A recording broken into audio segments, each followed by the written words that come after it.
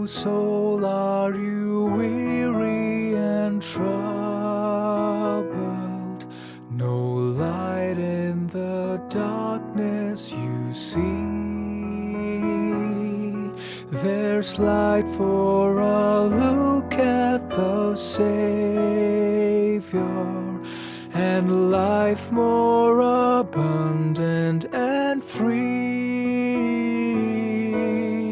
Turn your eyes upon Jesus, look full in his wonderful face,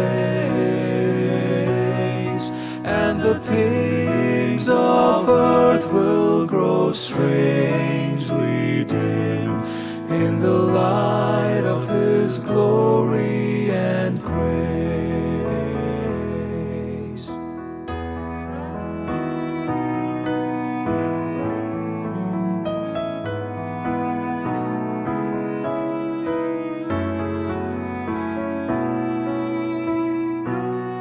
Through death into life everlasting,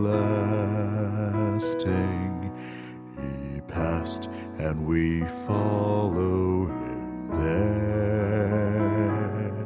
O'er us sin no more hath dominion, for more than the conquerors we are. Turn your eyes upon Jesus, look full in his wonderful face, and the things of earth will grow strangely dim in the light of his glory and grace.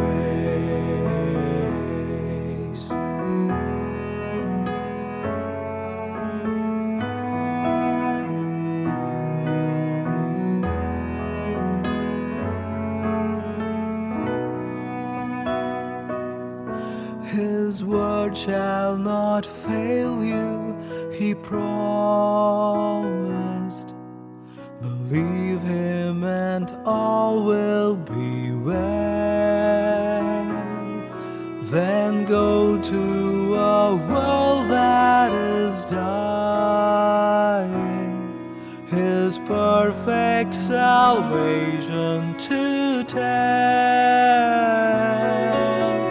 Turn your eyes upon Jesus, look full in his wonderful face,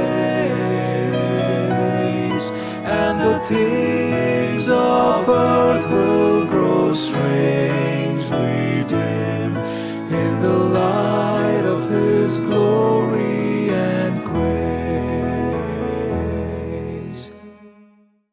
And the things of earth will grow strangely dim in the light of his glory and grace.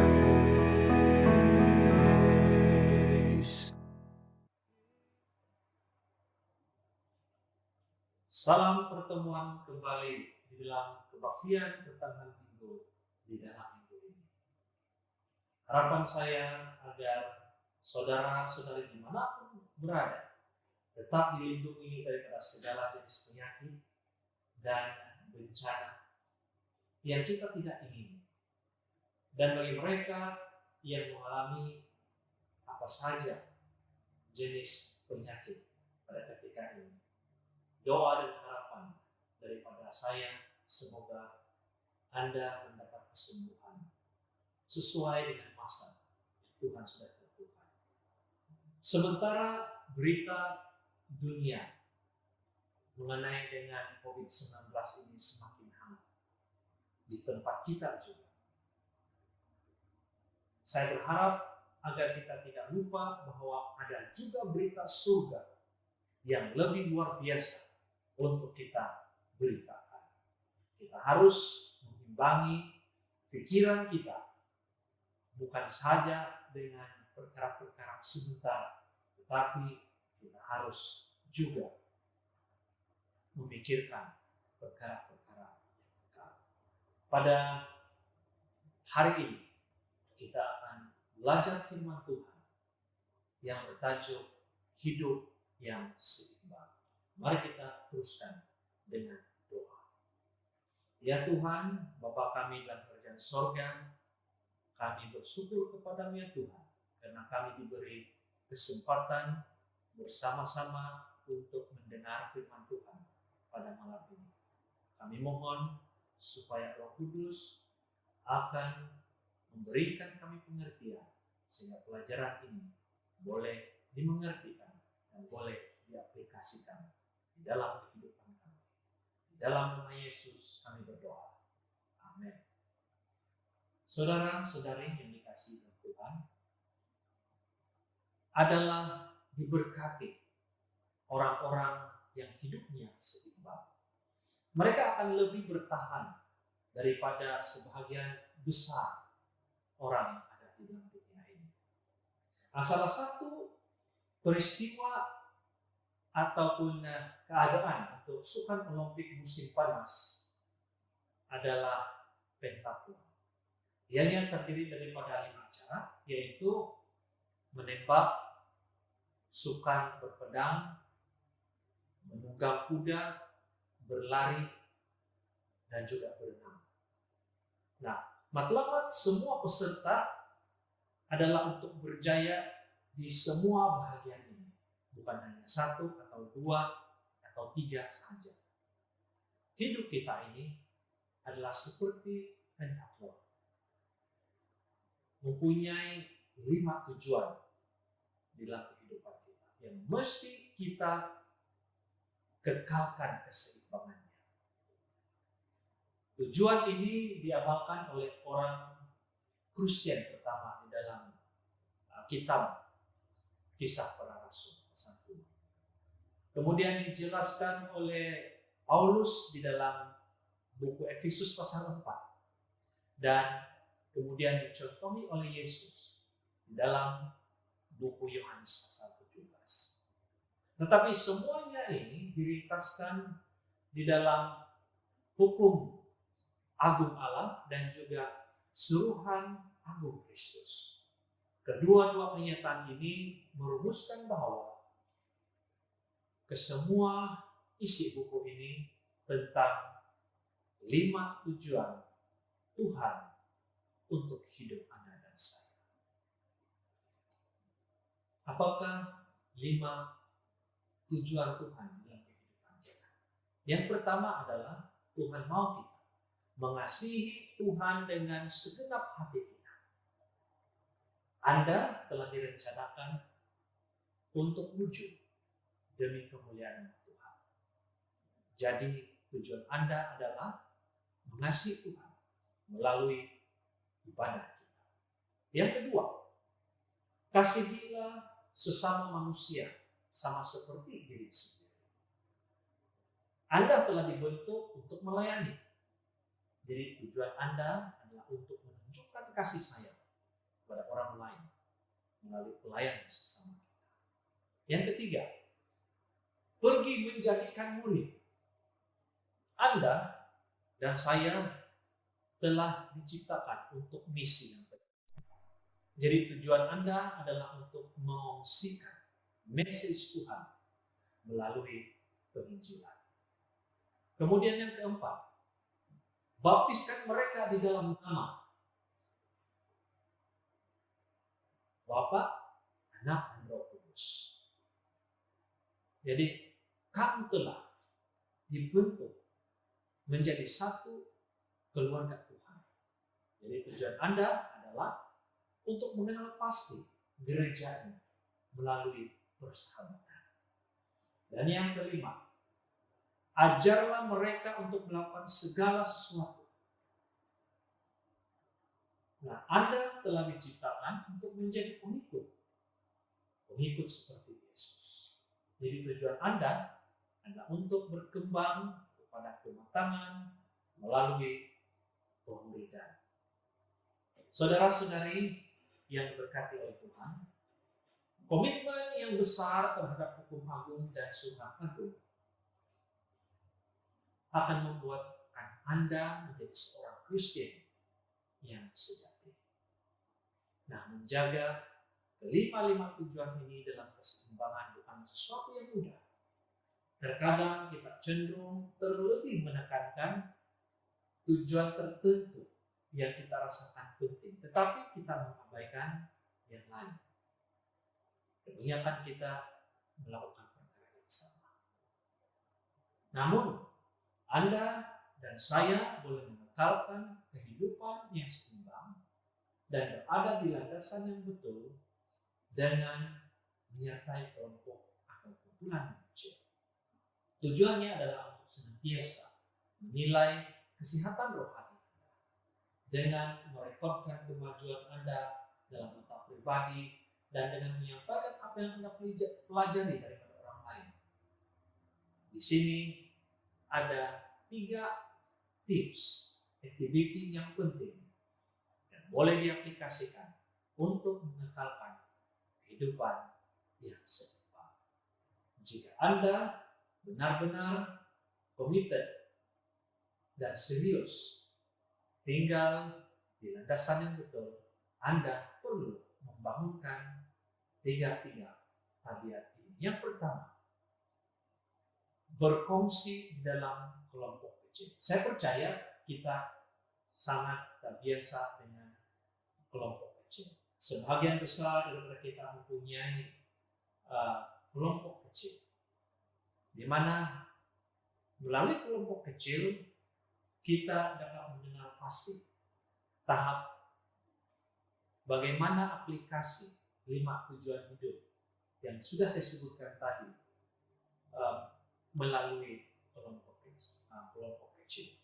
Alkitab berkata, besi menajamkan besi, orang menajamkan sesamanya. Amsal 27 ayat 17. Cara belajar yang terbaik adalah melalui sesama di dalam anggota kelompok kecil tersebut. Minda dan keyakinan diri Anda akan berkembang melalui perbincangan yang sehat. Kemudian yang kedua, konsisten dalam pemeriksaan tahap rohani. Nah, cara terbaik sekali lagi untuk mengimbangi 5 tujuan hidup dalam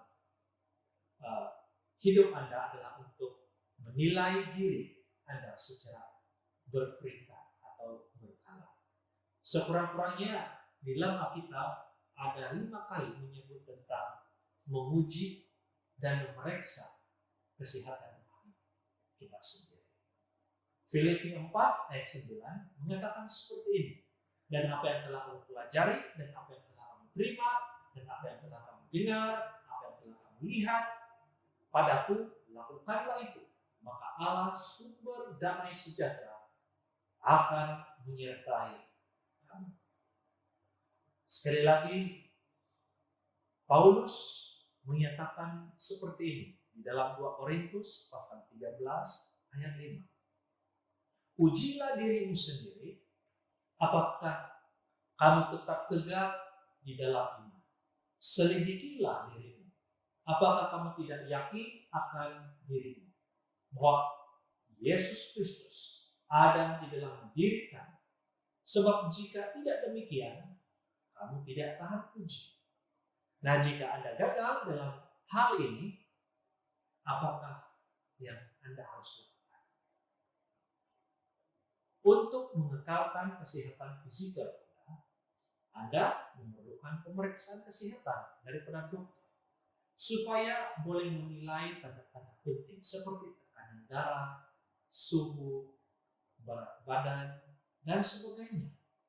Nah, untuk kesehatan rohani, Anda juga perlu sentiasa memeriksa 5 tanda-tanda penting seperti bagaimanakah tahap ibadah kita, bagaimanakah tahap persahabatan kita, bagaimanakah tahap pertumbuhan di dalam tabiat Kristus, kemudian bagaimanakah pelayanan kita dan apakah kita mencapai misi kita. Hamba Tuhan Nabi Yeremia menasihatkan, marilah kita menyelidiki dan memeriksa hidup kita dan berbalik kepada Tuhan. Ini terdapat di dalam Ratapan pasal 3 ayat 40. Dan tips yang ketiga, kongsikan apa yang Anda sudah tahu kepada orang lain. Jika Anda dan saya mau terus berkembang, cara terbaik untuk belajar lebih lanjut adalah dengan mengungsikan kepada orang lain apa yang Anda sudah pelajari. Siapa banyak memberi berkat, diberi kelimpahan. Siapa memberi minum, dia sendiri akan diberi minum.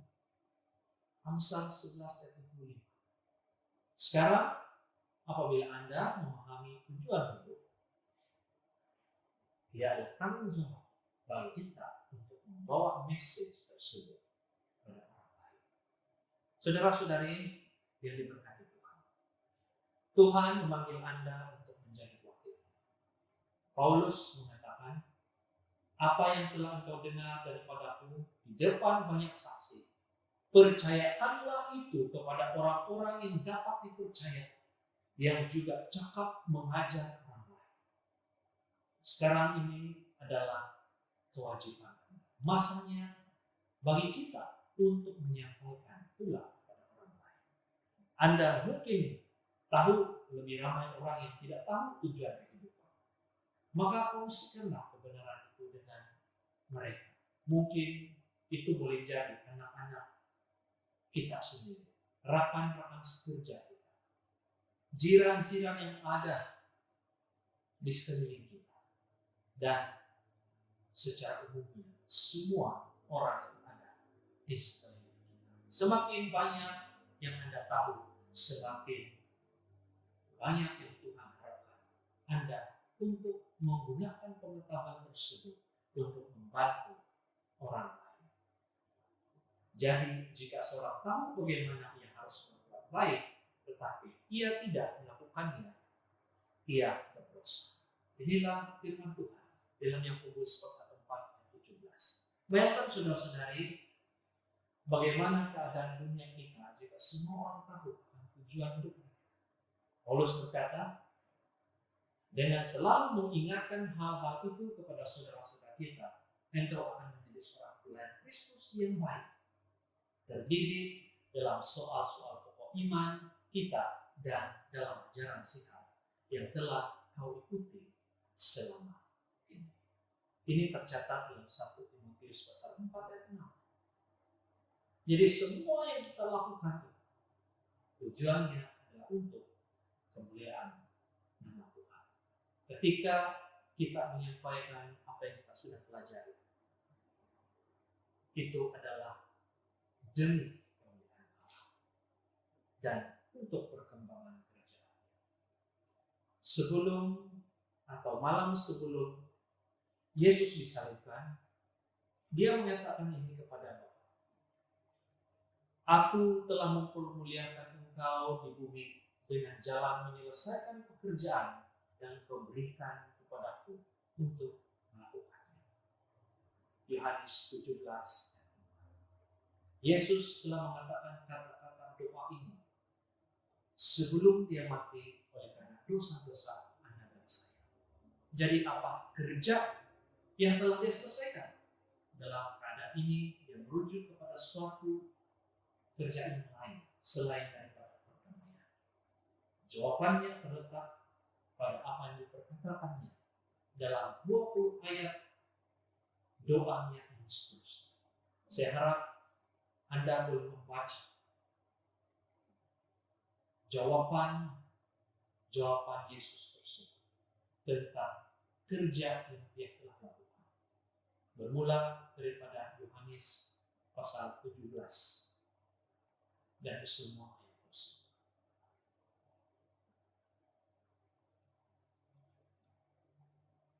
Yesus memberitahu Bapaknya apa yang telah dilakukannya sejak 3 tahun yang terdahulu.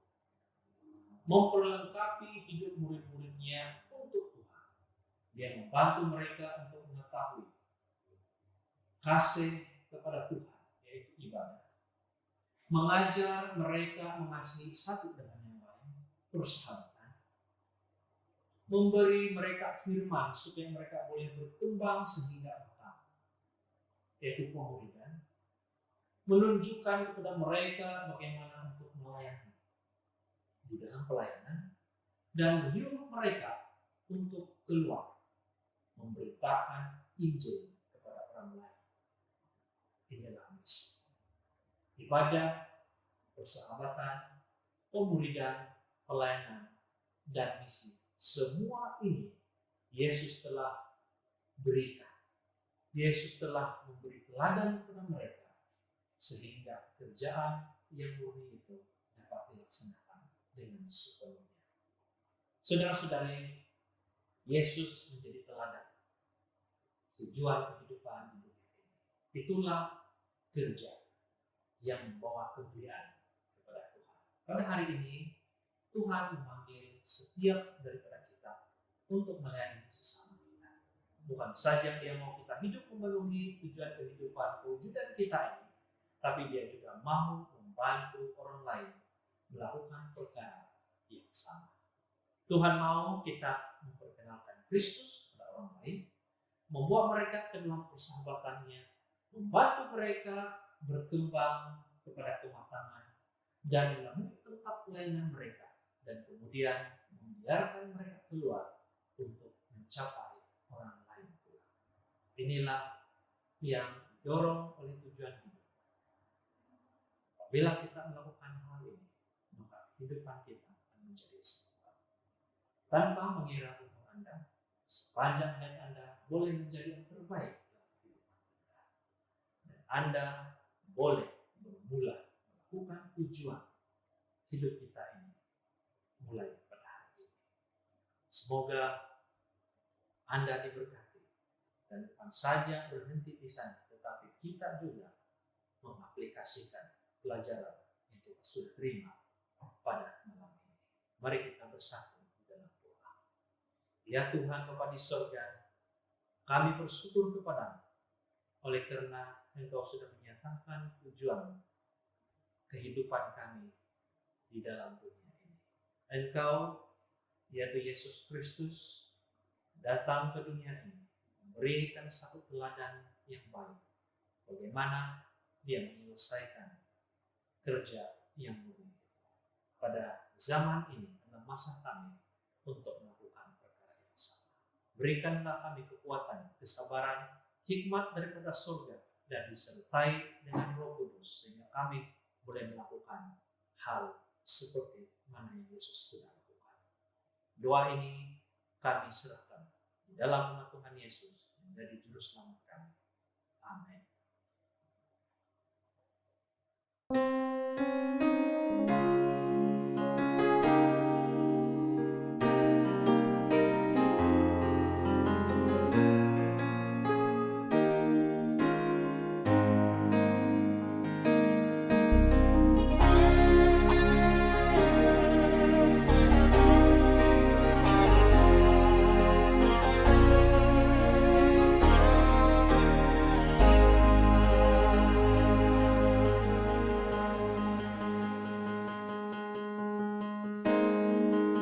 Betapa hatiku kau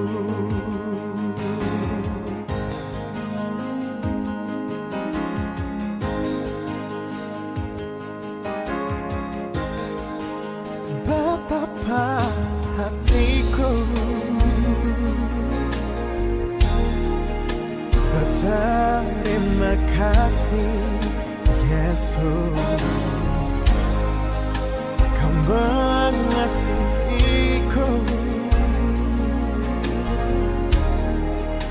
Kau memilikiku. Hanya ini Tuhan persembahanku, segenap hidupku, jiwa dan ragaku.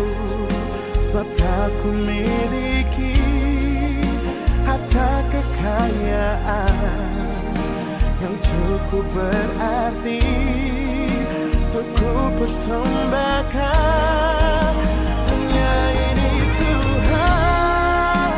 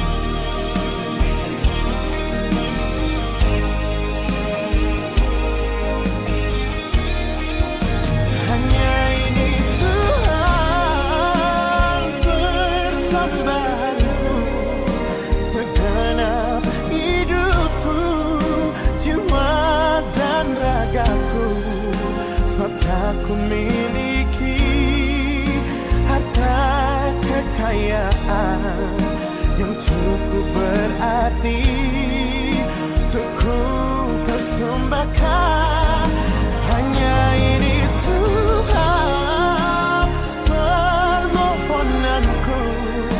Terimalah Tuhan persembahanku. Pakailah hidupku sebagai alatmu, saumu